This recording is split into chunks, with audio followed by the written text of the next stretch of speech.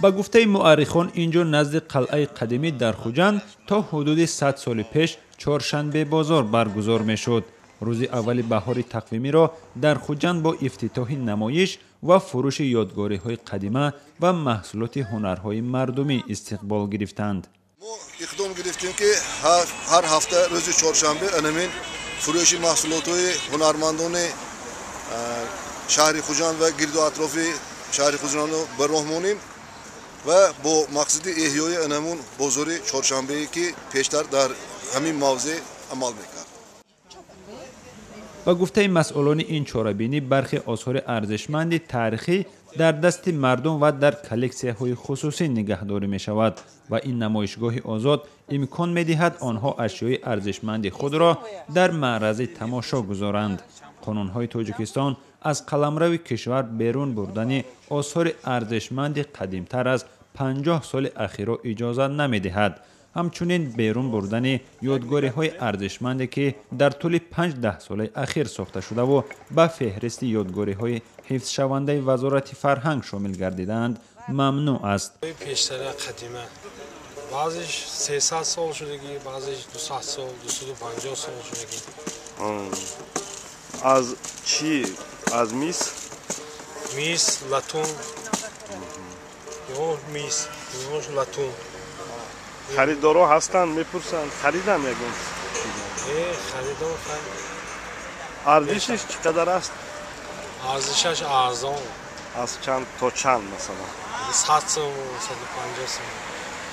در این فروشگاه کوزه و لعله های قدیمی، اسباب های موسیقی ملی، تنگه های دوره شوروی، چند کتابی با حروف تاجیکی، چرخ و جواز و امثال این اسباب های دست ساخت خلقی به معرض نمایش و فروش گذاشته شد. این محصولات از مس و برنجی بوده، بعضی آنها حدود 300 سال پیش ساخته شدند.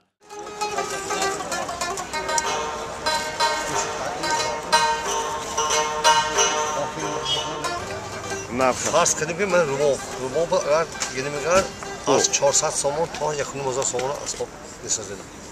خودی ما میساختیم دیگه. با این قیمتشون تا ازبکستان های یعنی خدا واسطه میخلال. غیجک چی؟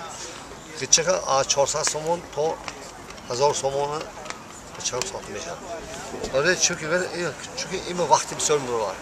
مثلا قیمت نه وقت زیاد میبره. کار زیاد. کار زیاد مایده کاری.